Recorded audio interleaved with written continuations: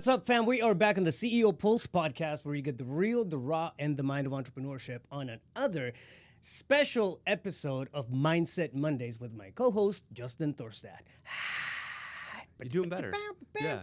It's going good. Oh, yeah. Loving it. Really cool topic. All credit goes to my buddy here. He came up with the topic for today, which is 3 principles to deal with stress. Okay, how to...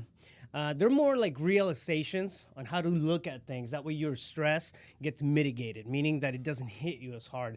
Stress is never going to go away. It's always going to be there. It's a constant, especially if you're constantly improving. You're always going to have a degree of stress, hitting you from all sides, right? Totally. It's about how we come about and really deal with it. I think that matters. That makes a big difference. Well, and it's changing that internal representation to what stress is to you and why you get stressed with it, right? And coming up with a new story on how to deal with and handle that stress instead of running away from it or having destructive behaviors and toxic behavioral tendencies and coping mechanisms, right? So if you can change the way you look at things, the things you look at change. Yeah. Wayne Dyer, 100%. Exactly. So that's where the principles came about. Right. Man, I can remember from personal experience, just like some of my most stressful, times have put me in really dark mental spaces. Absolutely. Where I felt like there was no exit. I mean, there was no exit, no solutions. I was, pretty much dead underwater and unable to breathe. And it just like, it can encapsulate you in this little tiny black, dark box, right? If you let it. I think it's important to note too, there's good stress. And then there's bad stress, different types of stressors, right? Stuff that, comes in and then helps you move forward and push forward and whatnot. Everything that's outside of the normal temperature, per se, in your lifestyle is going to be a sign of stress. So you have good stress, for example, a joyful, happy afternoon with family can be a good stressor, right? The connotation of the word stress, it's automatically just assumed as a bad thing, altogether. But it's important to understand that anything that impacts the way that your emotions feel is going to be a stressor. Now, is it good or is it bad? It's a different thing, right? When it's bad stress, you need to know how to deal with that stuff. Totally. Yeah. And that's hence where these 3 principles came from. And because the thing about it is, if you're an entrepreneur, there's always going to be something to be stressed about. Right. Whether that's attempting to build momentum, whether that's you got momentum and now you realize you've got gaps in your systems, your processes, and you need to grow and scale, but you're hitting a glass ceiling, so to speak, logistically or financially or whatever. There's just always issues that are going to go on. If you're going to pivot your business, go a different direction, right? So growing pains, all these things can be stressors where I don't know what the answer is. I may not even know what to do about it, and so I'm feeling some kind of way on the inside. Right. And so what's my relationship to that stress? There's an energy charge to it. Yeah. Absolutely. Yeah. And left unchecked and not knowing what to do, or analysis paralysis, or anything that's not forward moving with those stressors. Right. As you said, we've all experienced this. You go kind of into that, you start spiraling down. Yeah. And you go into that deep, dark space and it leads to some depression or maybe massive anxiety or whatever the case is. So these 3 principles, at least for me, have helped significantly. Anytime the first onset of that stress kicks in, I go back to these. I love it, man. Before we jump right into them, give me an example of a time where you've let stress just kind of, take you for a ride. Oh, well, actually, probably about a month ago, actually. Yeah. So isn't that crazy? We spend all this fucking time, on personal growth and trying to levitate and walk on water and all that stuff, but we still get hit with with all kinds of things. It's a normal, it never goes away. It's a normal Welcome thing. to life. Yeah. So it was basically just for about 90 days in my business, results, profitability was going down. And I started going victim to that. And we did a victim responsible episode, right? So for those of you who haven't seen it, go check it out on the podcast list. But anyways, going victim to it meant that I was assigning fault and blame externally. Right. And then having some resistance to certain people and situations, which led to resentment. Right. And the next step of the 3 R's is revenge. And although people don't usually take revenge out on others, you'll take it out somehow, and it's usually on yourself, right? Right. And so anyways, when I got to the second R of resentment, I started to take a look at, wait a minute, how am I responsible for creating this? What's my 1% of responsibility in this? Because if I can take a look at 1% responsibility and be willing to open that door, I'm going to find many other things. And so I got a chance to remind myself of a very simple principle that is so abundantly true and self-evident. It's not them, it's me. How am I being in such a way that co-created that? And therefore, how can I shift energetically to be different with the situation and bring a different action forth, a different conversation, like change up me and how I'm approaching the situation to produce desired results. Right. Yeah, I mean, taking responsibility is going to take such a load off your back when it comes to impotence.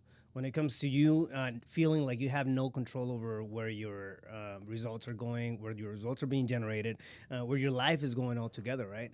The second that you start taking control, and I think we've beaten this down like a dead horse on previous conversations, but it's still necessary. Yeah, it's still necessary because I forget.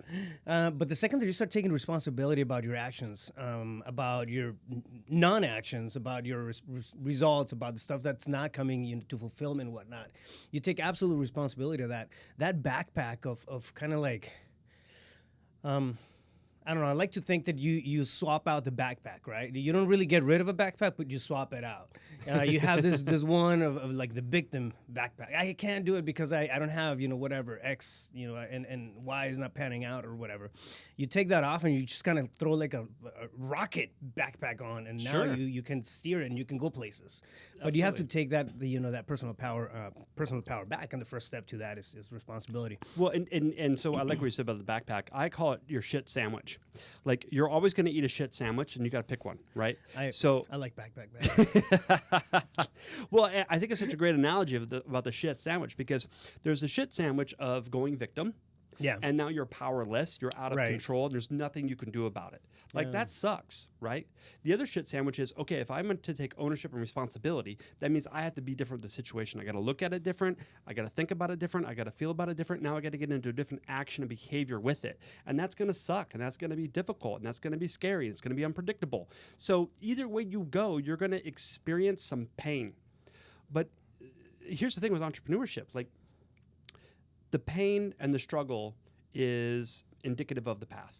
Like, it's inherent within entrepreneurship, right? However, suffering is optional.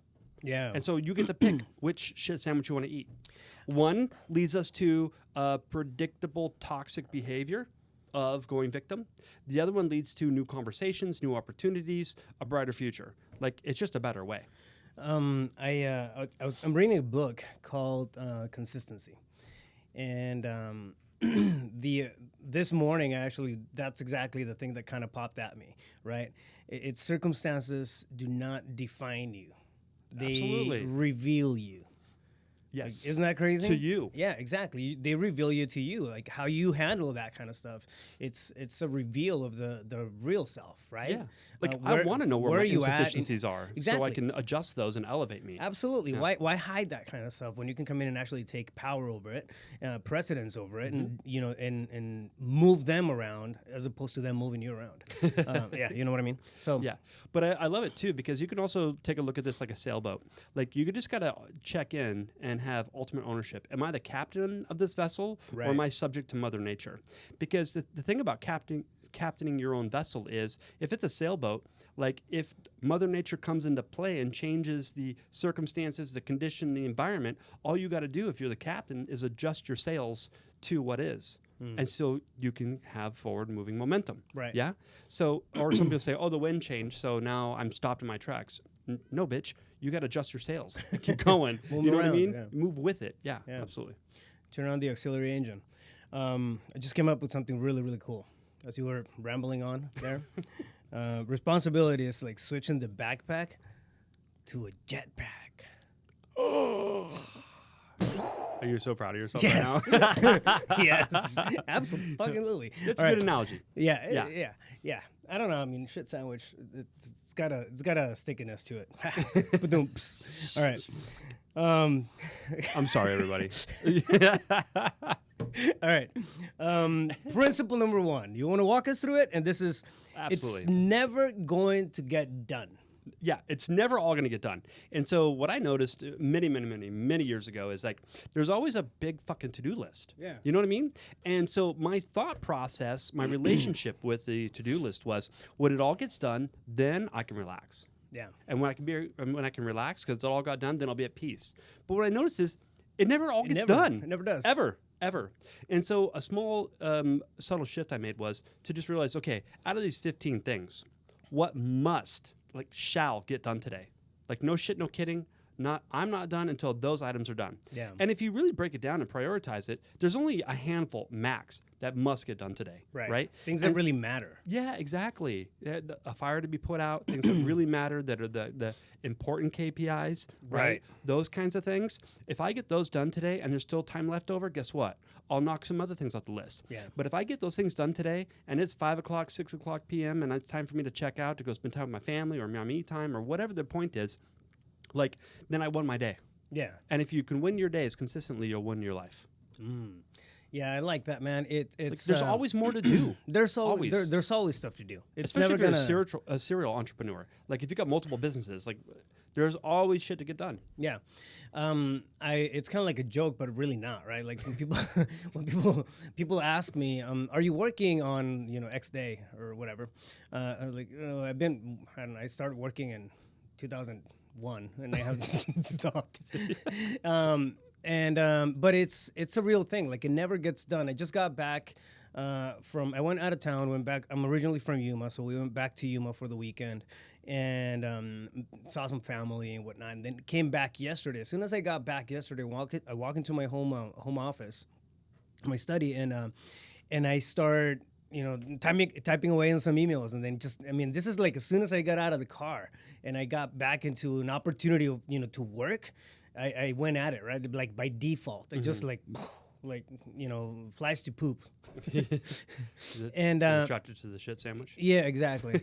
and I don't know. I did it for like good 5 minutes or something, and I was typing away and doing stuff, and then trying to just like finding out shit to do, right? And then it hit me. Like, what am I doing? I just got back. Like, just finish off the day. Like, this stuff's still gonna be here tomorrow. It's nothing there's no actual fire, taking place. Stop looking for that kind of stuff, right? Totally. Somehow, it's easy to just kind of fall into that space where you start looking for things. And I'll speak for myself on this, right? I'll start looking for fires to put out because I'm so used to just running around all the time. When you have some type of a gap, you feel like you're missing stuff, right? That's also a stressor, and that's a bad kind of stress, because you're almost expecting shit to happen so you can come in and fix it. And I caught myself doing that. It's like, all right, pump the brakes, step back, turn the computer off, and then I had to pull myself out of that room. Well, good for you for having the awareness and then shifting and doing something about it, man. But I went back to it by default. I had the awareness after I sat there for a little bit. Like, what am I doing? You know what I mean? But the default is still there. Like the wiring it's kind of hard to unravel that. Yeah. Well, you got neurological pathways Absolutely. in your mind that are hardwired, right? And so to prune those away requires, first of all, the awareness, oh, I'm doing it again, and then change behavior and change the energy, the emotion around it to start pruning those synaptic connections. Yep. You know what I mean? Because neurons that fire together wire together. Yeah. So you stop firing those, eventually they're going to prune away because what you don't use, you lose. Right. Yeah. Yeah. So yeah, it's important to understand it and you just come to terms, right? Hug it, embrace it, take it for a walk. That beast that tells you that you need to be going 24/7. It's a fallacy. It's a lie. Yeah. It's a lie. Love it. Principle number 2. Yeah. Momentum always stops. Like, and that's a problem for a lot of entrepreneurs to accept, to surrender to that, meaning accept, not surrender as in give up or defeated, surrender as in full acceptance, right? To just realize that there's going to be times when you're in a season and in that flow state we've talked about, right? It's such a beautiful space to be in, and we never want it to end because it just seems like business, life, results are just unfolding organically, naturally, effortlessly, and the highest and best in results are being had. And you're like, oh my God, this is so wonderful and beautiful. I'm not doing anything other than playing, enjoying myself, and loving my life, and the highest and best in results are being had. And I don't know about you, but those flow states for me usually only last about 2, maybe 3 weeks. I mean, the beautiful, true flow state. And then when it stops, it's like, oh, where'd it go? How come it's not back? Da-da-da-da. And so to just realize that, I don't care if it's a car, a train, doesn't matter. Like everything that's got inertia, momentum, eventually will stop. Yeah. Because there's external forces, there's us, there's X factors involved that are going to stop momentum. And so why do you have a problem with that? And when you find that your momentum stopped, Like, take a deep breath. What are all the beautiful lessons? Because I don't care if it's good or bad. There's always something to learn from both, right? And why you would label those two good or bad, I'm not sure. But we did an episode on that. Yeah. Yeah, the non-judgment piece. Interesting. Yeah. But anyways. I'm not psychoanalyzing you right now. Good. Yeah. Not at all. No, don't process any of that. No. Okay, so where was I? Lost my train of thought. The momentum's gone. See? No. But to just realize. I see what you did there. I like that. Yeah. You like that? Nice tie-in. Analyze that. Boom. Okay, so to realize that, okay, if your momentum stop, assess, take out, extract the beautiful gifts of awarenesses, the education, the learning, any and all mistakes, things of that nature, what stopped my momentum. And then here's how you rebuild momentum. Very simple. Set short-term targets, hit and exceed them. I don't care how short they are. I don't care if it's a target for today, the end of the week. Set short-term targets and hit those. You start building momentum. Right. And it's necessary. But to just realize that that's going to stop at some point, and can you be okay with that? It's absolutely right. The small wins really make everything matter. And it's those small actions that lead up to big things. Those small actions, it's we may not see them as flow because again they are small actions, but it's that consistency that keeps that dynamic going, right? I think of flow and momentum as a river. You have spots in the river that are just going hella fast. The current is super strong. You're in it, and then you're moving quick. Nothing can stop you, right? You're breaking through rocks and shit, like it's crazy. And then you have spots where it's just mellow, chill, relaxed, and the current is very slow. It's very pond-like almost. And then you have waterfalls, and same thing with momentum. I think because we get into these places, and I think.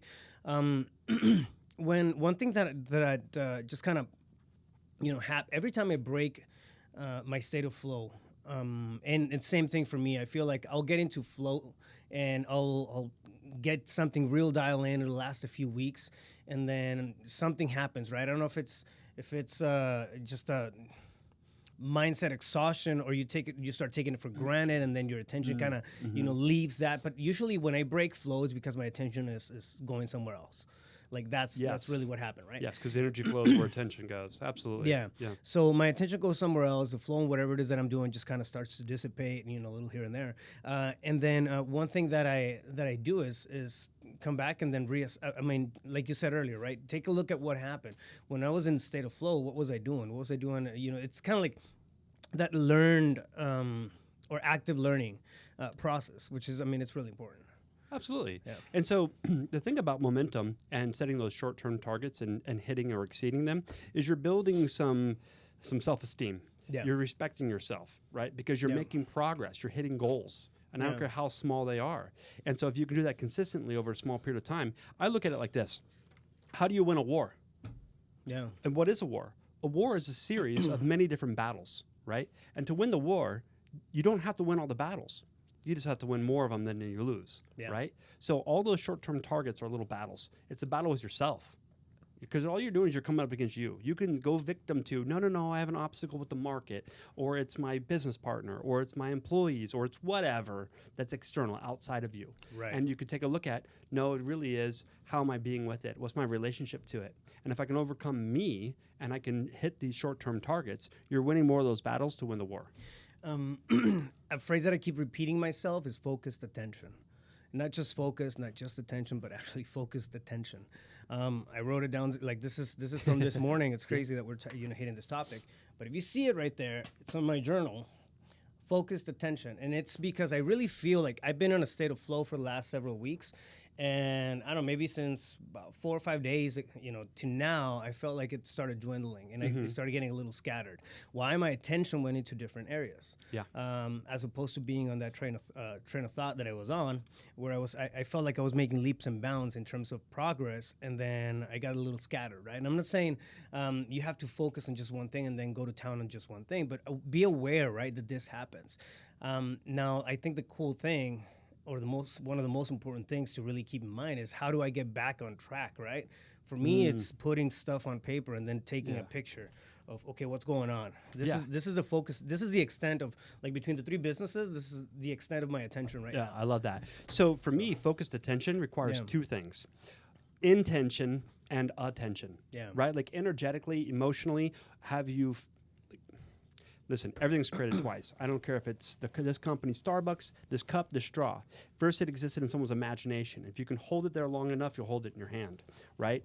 So what's the intention of the highest and best end result, energetically? Like, can you paint that picture, that beautiful masterpiece with your imagination? You got to have a clear intention. And then the emotional connection to it. Like, why do you want it? Have you envisioned that future success if it's happening now? Do you know what it's even going to feel like? Intention. Yeah. And then a plan of action, right? Like, let me map this out to the best of my ability with my current level of ignorance so I can pay attention to my schedule, so I can do these things. So it requires intention and attention to be deep focused. 100%. I do believe. So. Yeah. And then principle number 3, there is always a big fucking problem. Totally. Like, and that really should give you a sense of like, oh, okay, then this is acceptable. This is normal, right? Yeah. Like and whether, again, that's a problem on the inside or the outside, conditions, circumstances, or environment. Like, there's always a problem to deal with. Yeah. And so, again, it's... And here's the thing. If there's not a problem to deal with, you're not doing enough. Yeah, or you're not breathing. Yeah, you know, like, because exactly. Again, it could be an internal problem. Absolutely, and the scary thing is that we'll create those internal problems and make monsters out of those things. Totally. Just because of a lack of attention and focus and emphasis on purpose and whatnot. But that's a tangent, but it's a very real thing. But to just realize, like, most people want to be problemless, taskless.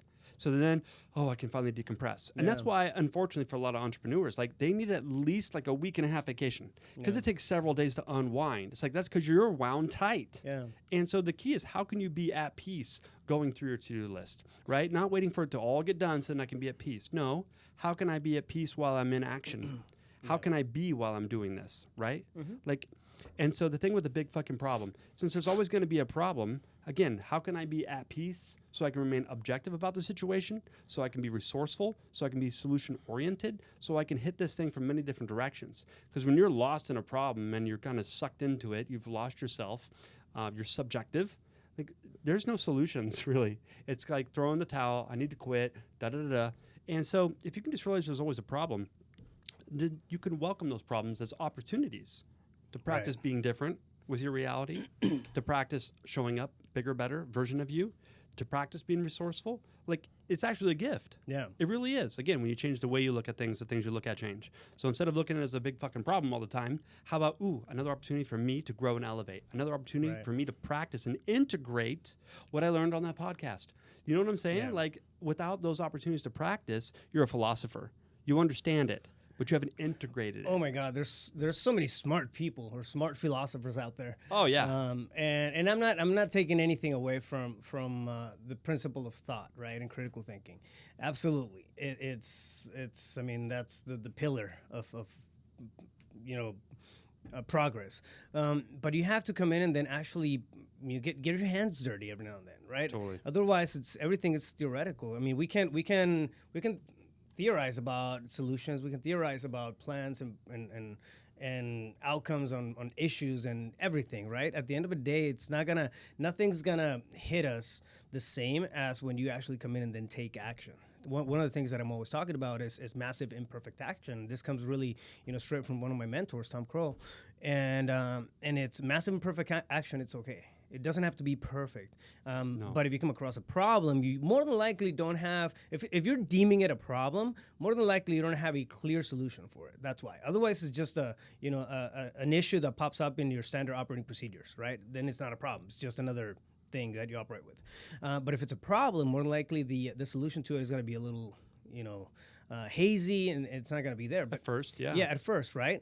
Unless you actually get in there and start taking action to come in and solve, whatever is holding you back at that point, it's things are not going to change. Yeah. Well, and what I love about problems is, I look at problems as a good thing because, again, they're opportunities. Absolutely. But the thing people need to realize, if you get what you can realize about problems is that the law of polarity exists. Duality still applies to problems. What I mean by that is this. If it is a problem, that means inherently a solution exists. Right. If there was no solution, it wouldn't be a problem, right? So every problem has a solution. And unfortunately, what a lot of people victim mentality do is they have a problem for every solution. Yeah. You know what I mean? Like, oh, that won't work because of X, Y, and Z. It's like, really, bitch? Why don't you actually give it a shot? Yeah. You know what I mean? It's important you say that, or it's really cool you say that. But let me bring this up, okay? And one where it's come across like and I've experienced it, right? A problem for every solution.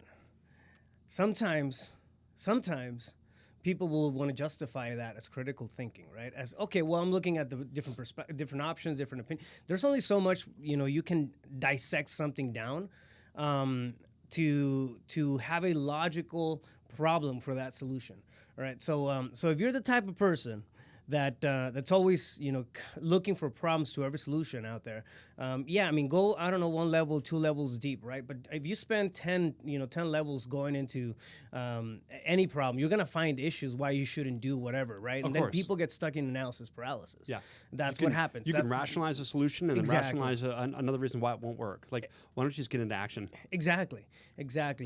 Do not for big fucking problems. Do not expect to have solutions right out of the gate. Do not expect to have everything laid out, the whole solution, how it's going to pan out, all your ducks in a row before you actually come in and try to solve it, right? That's what's causing the stress. It's that inaction. When you're in motion, when you're in action, things just, start to pan out. They start to kind of level out, and the playing field becomes leveled. Absolutely. And stress levels. Again, and I'll speak from personal experience. Like, when I feel the most stressed is because I'm thinking of something, but I haven't taken the initial steps forward. I know what I got to do. I just haven't taken, step 1, step 2. Why? And I catch myself doing this stuff all the time, dude, especially with new projects and whatnot. Okay, I have an idea. I have a North Star where I need to go with this, but I don't know I don't have the first 15 steps laid out. Yeah, got it. Maybe I have a couple of steps and they feel like they're step 10 and 11, and I'm missing the first 9. Yeah. It's not until I get my hands dirty and actually start digging in there towards that outcome, right, that I start to get the creative juices flowing to fix that problem that's giving me that level of stress. Well, motion creates emotion, right? Yeah. So, and some people may be going, yeah, but Raf, I don't know what to do. It's like, that's not fucking true. Absolutely. Because, again, we've discussed this. My deep-rooted belief system is I'm not smart enough, right? So I don't know how to map it all out. What are the first 15 steps? I don't know. Right. I'm not smart enough to figure it out either. Good. And I'm keeping that program because you know what it does do? It allows me to go, okay, Justin, what is just one damn thing? What seems like the most logical next step? And I don't care how damn small it is, because by taking that one step and accomplishing it, guess what happens? The next one unfolds. Right. Like, you'll be led. Yeah. And so if you just trust yourself, trust in your higher power, whatever you want to subscribe that to, God, Spirit, Universe, Gus, whatever you want to call it. If you just say, okay, what's one important thing I can do right now toward that? Anything, and take that step, guess what? By taking that step, you're going to have an experience, and you'll be like, ooh, I could do this. Yeah. Ooh, I could do that. And you just keep hitting those, it's going to start unfolding. Absolutely, 100%. But yeah, it's to kind of, to recap on these 3, it's important to understand, right, that there's always going to there's always going to be stuff happening, and coming at you, and you're always going to have stress. Good stress is, looks like one thing, right? Bad stress, it's just part of nature. It's part of growth. It's part of doing the things that we have to do as entrepreneurs day in and day out. And it's not about making it disappear. It's never gonna be gone. Why? Because you live in a dynamic space. Yeah. We live in a society that has stress. So we have things that hit us outside of our control, right? It's how we manage that kind of stuff. Think about the laws of nature. I mean, seasons. Each season has its own stressor. You know what I mean? Oh, yeah. Whether that's winter, obviously a death, which is important for spring, a rebirth. But even the birthing process is stressful. You think about it. A fetus, when the contraction starts, like all that pressure and everything, and the going through the birth canal and so forth, like that is a massive amount of stress.